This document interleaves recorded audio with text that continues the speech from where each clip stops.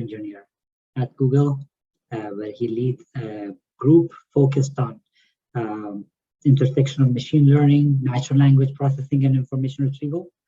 Previously, he has been a research assistant professor at the University of South California and a senior research scientist at Yahoo.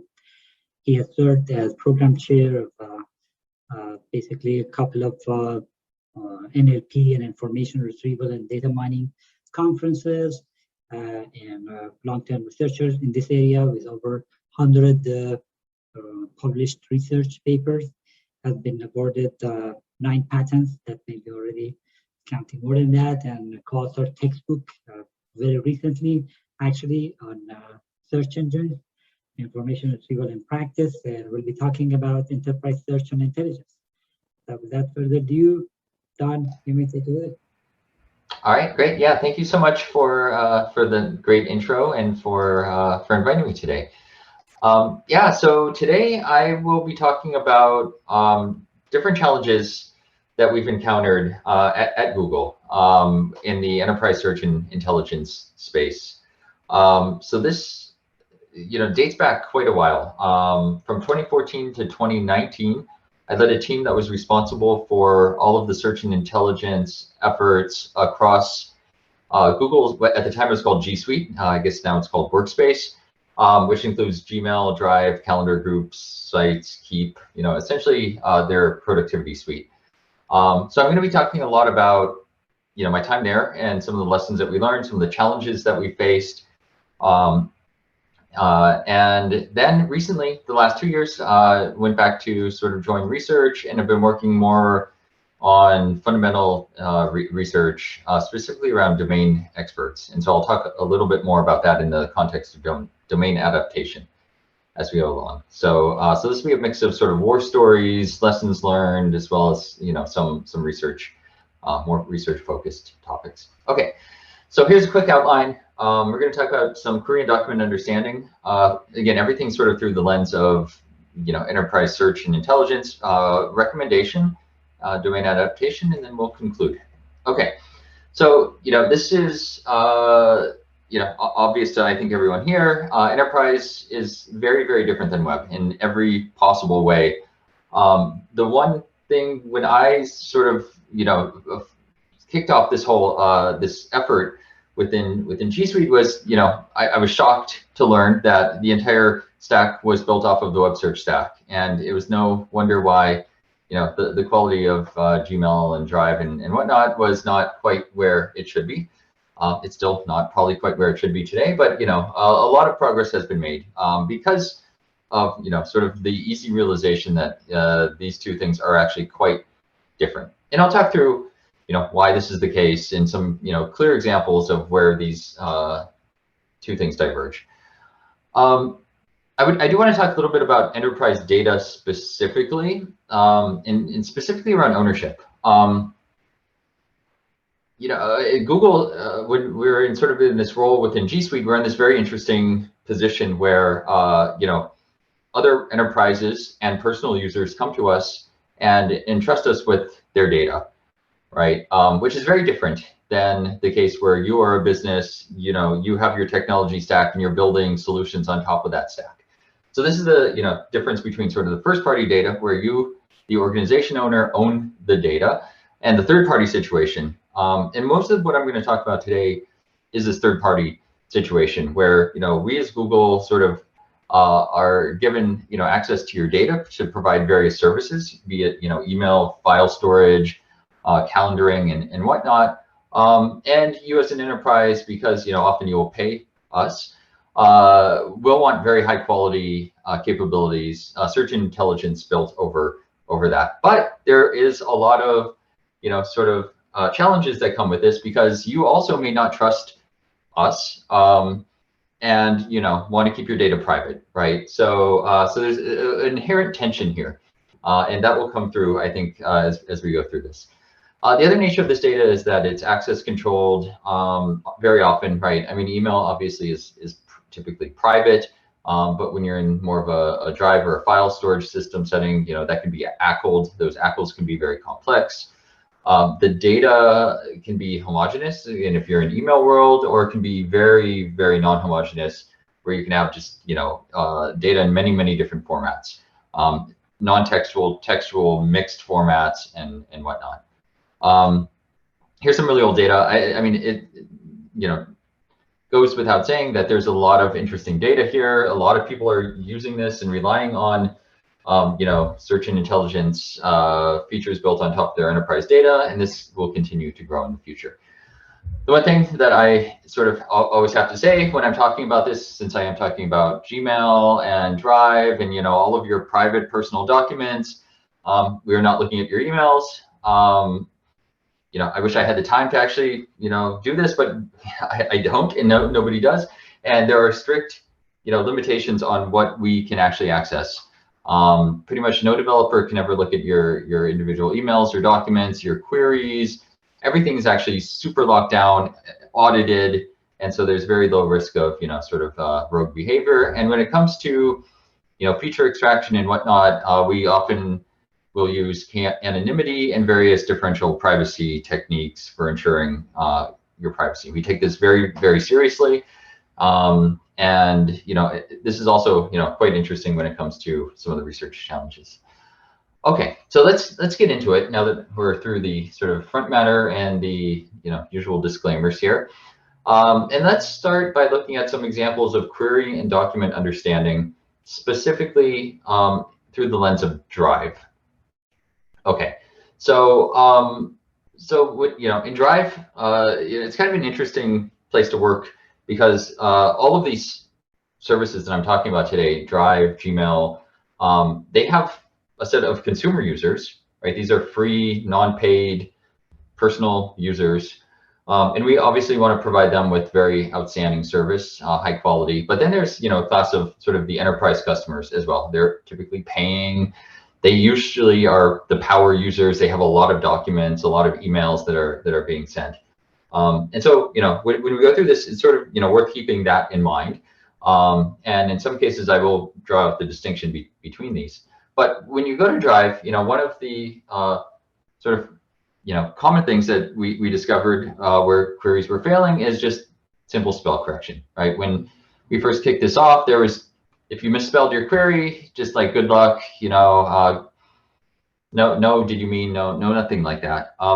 It turns out this is actually a very interesting problem to solve within this setting, again, where you have the consumers and you have sort of the enterprise users. So let me talk you through what we ended up doing here. And this is going to be a common theme across this entire presentation. For the deep need, because of the non-homogeneous nature of our user base, the need to personalize a lot of these techniques. And this is kind of like the silver bullet that helps in a lot of the problem cases that we experienced. So what we did was we looked at personalized spelling models. And the way that we did this, and if you're interested in the details, we have a paper at WWW a couple of years ago on this. So essentially for every user, we look at your behavior with respect to our service. So, you know, your user activity across Gmail, across Drive, across Calendar. Look at your queries and maybe the titles of your emails and your Drive documents and salient terms and whatnot. And we distill your personal lexicon there, right? Obviously, this works best for the enterprise users because, again, they are the ones who have a lot of documents. They're very active. And so they'll have bigger corpora, more activity. And so we can distill a much more meaningful lexicon for them. So we have these siloed lexicons, you know, when user A can only access user A's lexicon, this is not shared. And then what we want to do is build a fully personalized spell correction model. One of the things to note is within Gmail and Drive, and you know, there's this search bar that shows up that does autocomplete as well. So what we want to do actually is spell correction and query completion jointly together. So we developed this algorithm. It's a pretty straightforward algorithm, but it essentially is a modification of, you know, a simple like edit distance like algorithm that also takes into account the cost of completing the prefix, right, for various query completions. And so again, you can look at the paper for more of the details, but this is a very simple thing. And what it allows us to do, against this personal lexicon, is do joint spell correction and query completion in one go. And it turns out that this is actually highly effective technique, because a lot of the spelling errors that we see are very personal, right? Imagine that you have, your special project which has some code name and you misspell it, right? The web spelling model is not going to know anything about this. So here we look at the affected queries. So these are queries for which we actually have a spelling suggestion.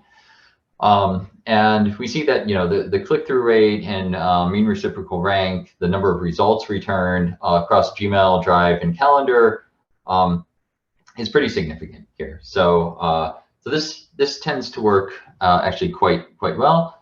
And again, this tends to work best for sort of our more active users on the enterprise side, as opposed to more of the personal users who tend to not use their email, maybe don't even use Drive that much.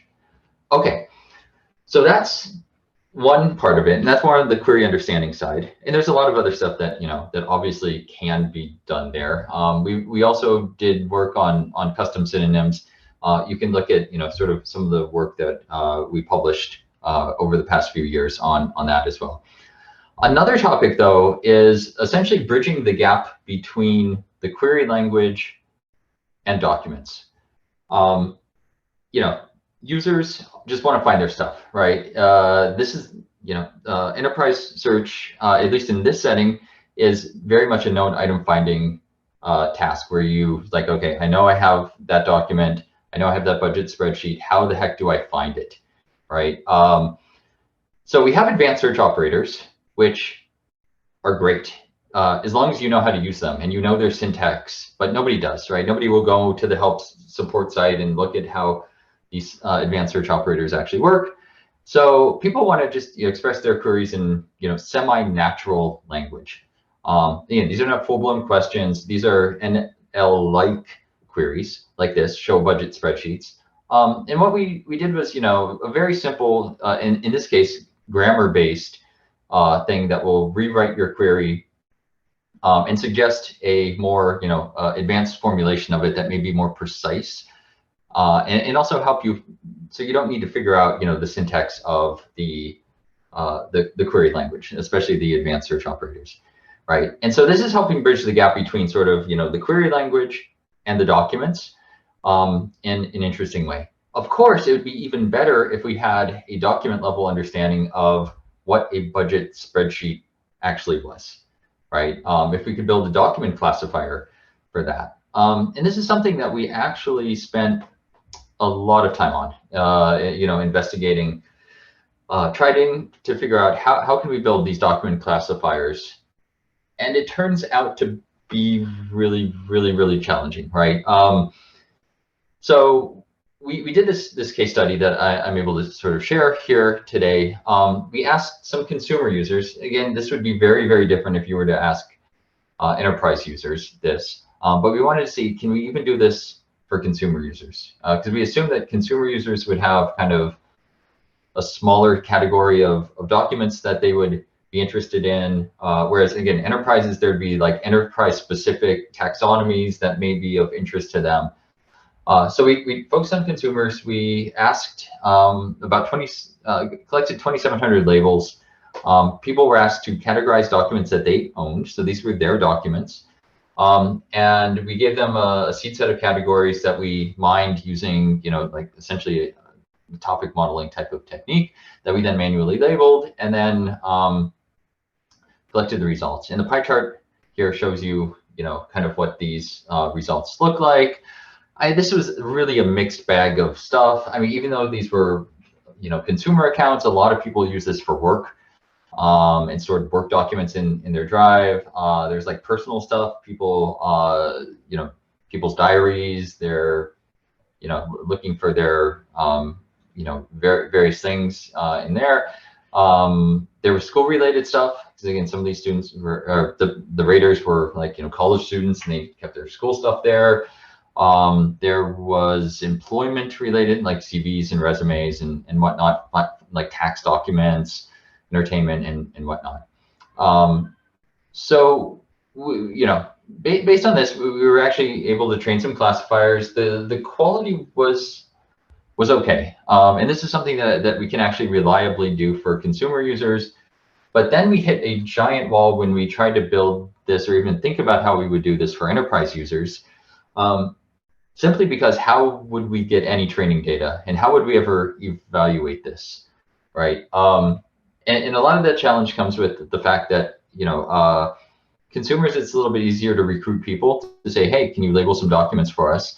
But for our enterprise users, it's much more challenging to go to a business and say like, hey, can we borrow some of your employees' time so that you can label some documents for us?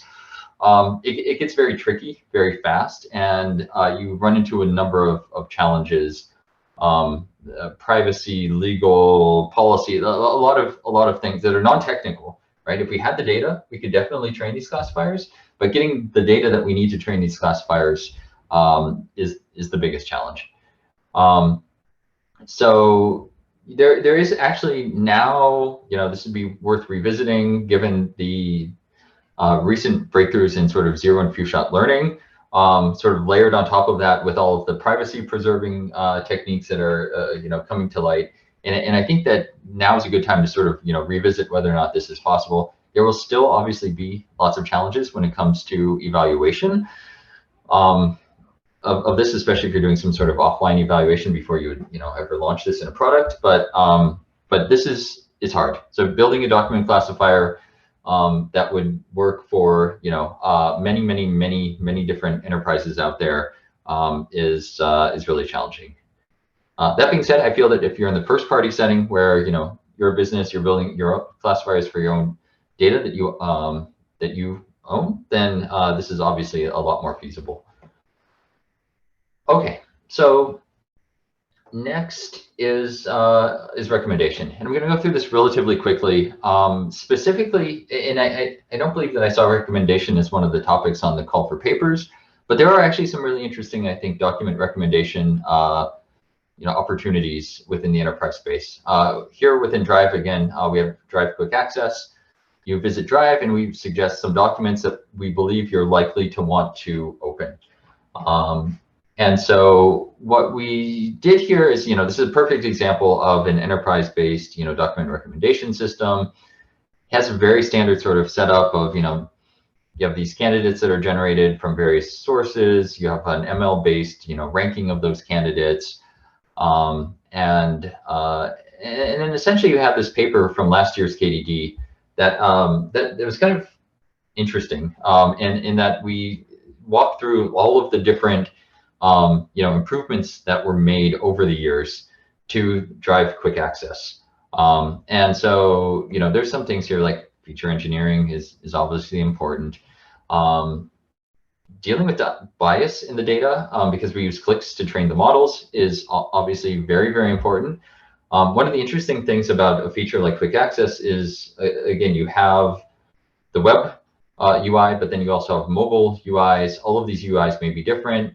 And so you need to make sure that you effectively deal with bias well across all of the different UIs, because they will, the different types of bias sort of manifest themselves differently across these UIs. Everyone's favorite thing when it comes to machine learning, cleaning the training data. Going back to the personalized models, again, we found that having group-specific models, and by group, I mean, consumer user can have their own model.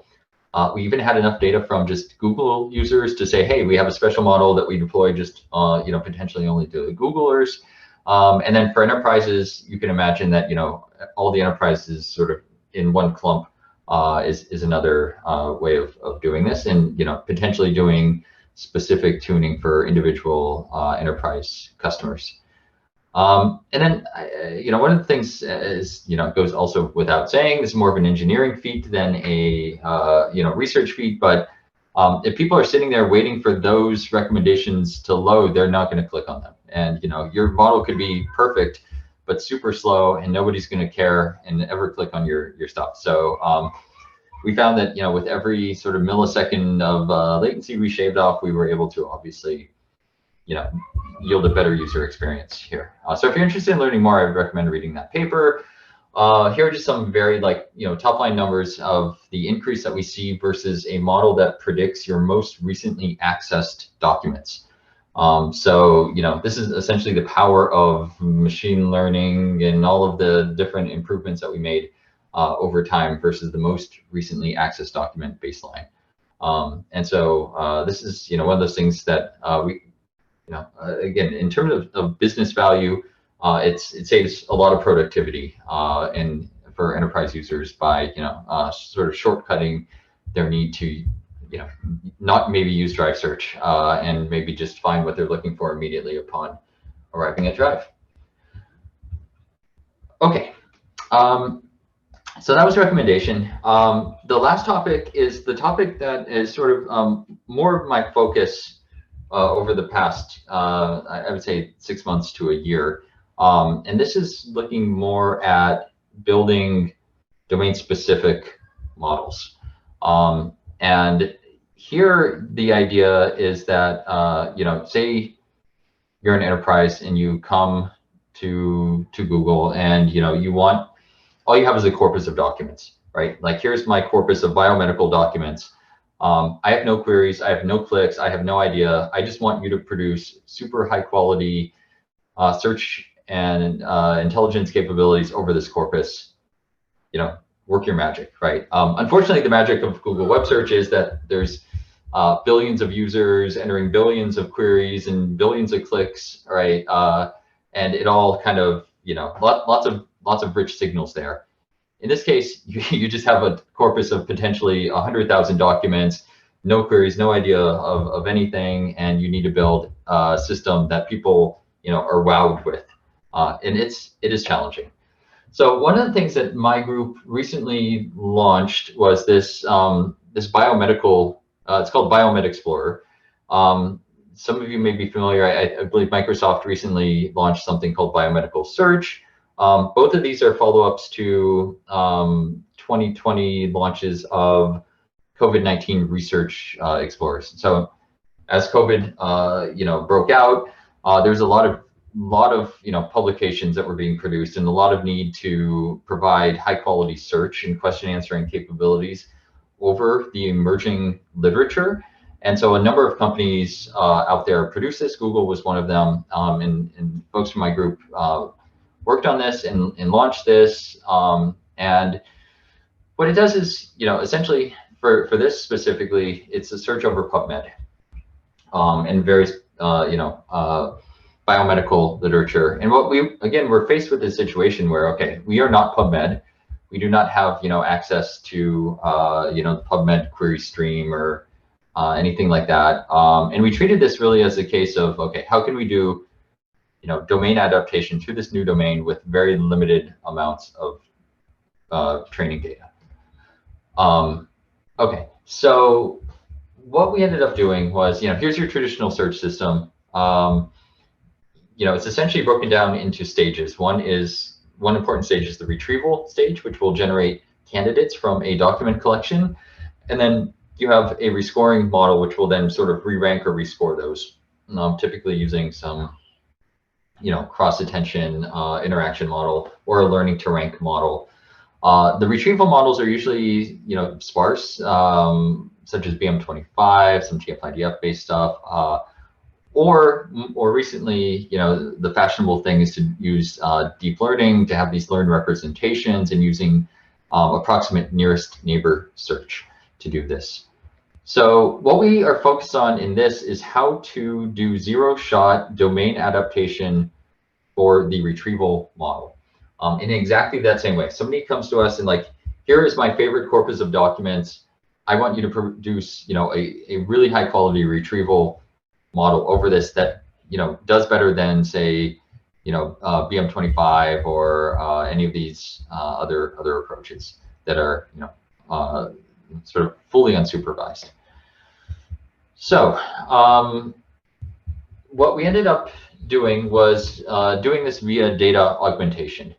So so here's a citation of the paper that was just published at EACL earlier this year on this. As the title suggests, this is zero shot, and then what we end up doing is doing synthetic question generation. Okay, so to learn a retrieval model, what you essentially want is, given a query, the ability to identify relevant documents, or in this case, we're actually looking at the passage level, relevant passages, right? So if you have no training data, one thing that you could do is build a model that will take a passage's input and then produce questions as output.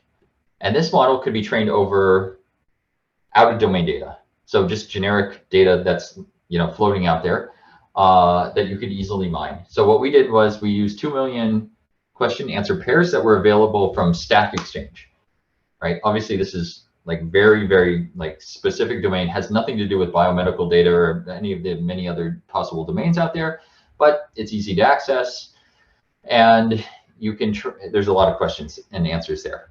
So so the input format then looks like essentially passage, and then what you want to do is learn essentially an encoder decoder model that takes that passage and outputs the question for that passage. So you train that over the Stack Exchange data, and then the trick is to take that model that you learned, which you hope is good at creating questions from passages, and you apply it to in-domain data. So here you'd have the PubMed documents, for example, and you take the PubMed documents, you take a passage from it, feed it into your encoder, and then you synthetically generate a question. Again, hopefully this will be relevant and in domain for that passage. Obviously, this is not going to be perfect because you're sort of doing this zero-shot transfer from out-of-domain data to in-domain data, and the closer the two domains are to each other, I mean, it's going to play a big factor in this. But as long as the signal is enough, is there, you will be able to actually learn something, because you'll be able to generate for every passage in your entire corpus a synthetic query question for it. And then once you have that, you'll have all of these query document pairs, and then you can just feed that into your favorite neural passage retrieval model here, and train yourself an in-domain model. Here is an example of a passage. This is a kind of long passage. I mean, the generated question is reasonable. It's not perfect, but it is actually a reasonable thing. And if you look at a lot of these, it actually does generate pretty reasonable questions for a variety of domains. And not everything ends up being, sort of leak code or CS related stuff. So, so what then? This all comes together for this, paper. They ended up using a BERT-based dual encoder model, where essentially you have, one encoder for queries, one encoder for the passages, and then what you want to do is say that the representations that you get for the query and the passage are close together for relevant pairs, and then far apart for non-relevant pairs. Right, and this is a very standard way of doing this. The other nice thing is that this kind of factoring of the problem into a query representation and a document representation and doing this dot product is very amenable to approximate nearest neighbor, and so it's highly scalable and works really well for large corpora as well. It works really well as a retrieval phase. So okay, so here's some results. We used a number of baselines here. The baselines are in-domain baselines. So essentially what you're trying to do is do unsupervised, it's more self-supervised learning in the domain. So there's an n-gram and inverse closed task. Again, you can refer to the paper for details of how these work. But the idea there is kind of do self-supervised learning in domain as baselines. And then another baseline is just taking the Stack Exchange question answer pairs and then training a QA model over that. So essentially just doing blind zero shot transfer from Stack Exchange to our corpus, the in-domain corpus. And then QGen is the proposed technique here. So one of the evals is done over the BioAsk, which is a popular biomedical benchmark. And as you see, the quality here obviously is significantly better than all of the baselines. If you look, though, interestingly at like an Ubuntu forum, which is much more similar in nature to Stack Exchange, you get results that you would fully expect, right? That if you take the QA model that was trained over the Stack Exchange data and just apply it to this domain, it works pretty well.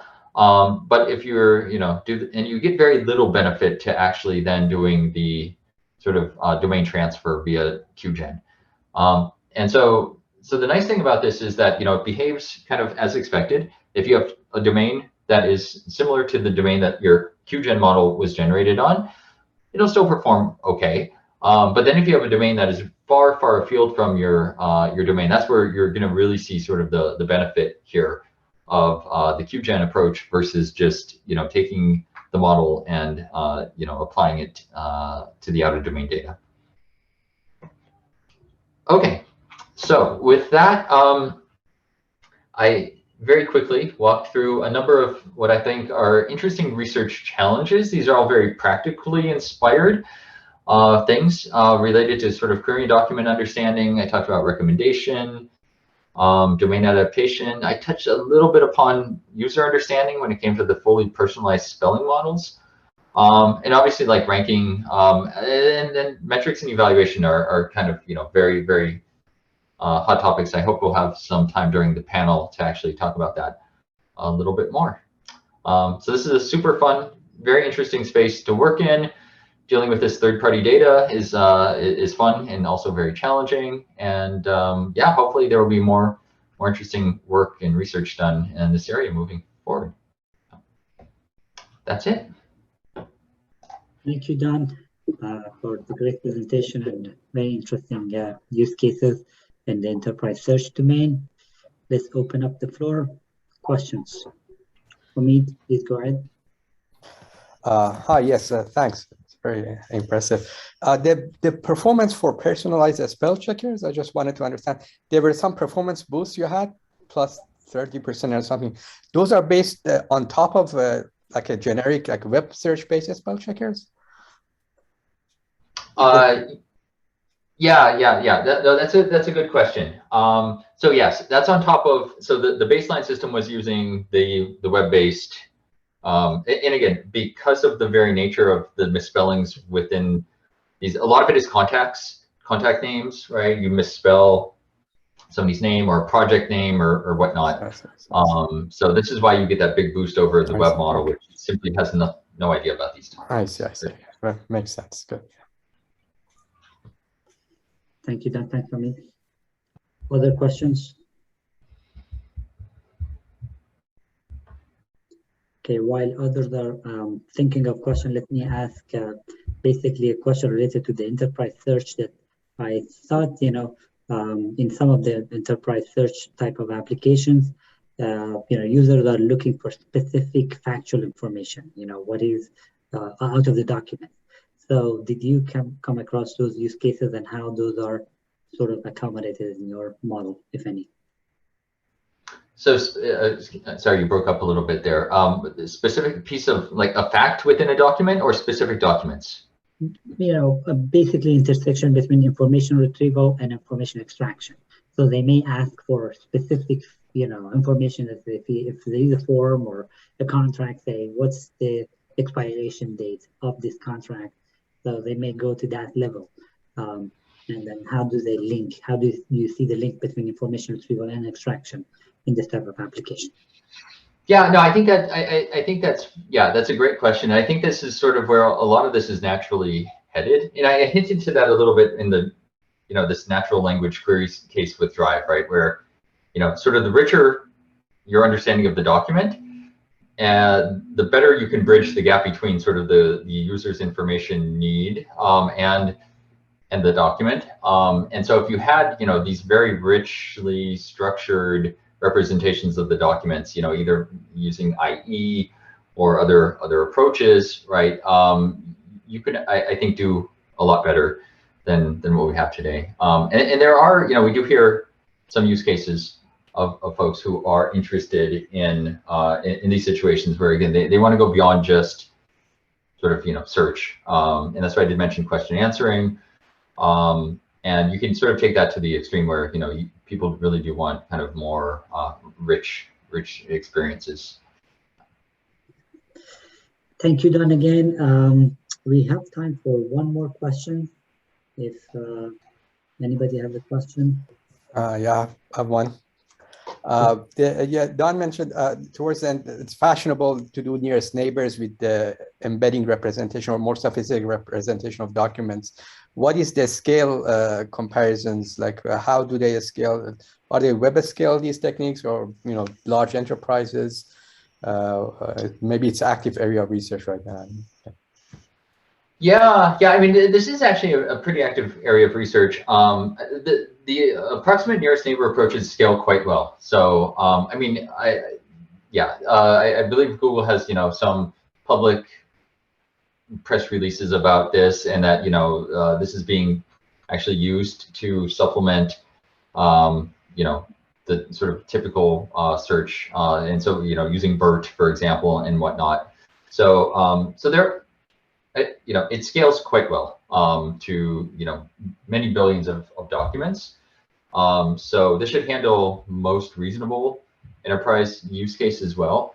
The one thing though, is the interesting area of research that I think is that, you have these sort of term-based, typical inverted index type of approaches, which are very good at finding sort of very focused matches.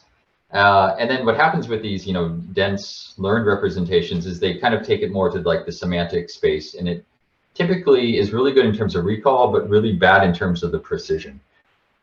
So there is a lot of opportunity, I think, to bridge between sort of the dense and the sparse in ways so that you can sort of have a better trade-off between the precision and the recall for these models. Okay, thank you, Don. Thanks, Amit, and thanks everybody who attended Bay City so far. So let's wrap it up.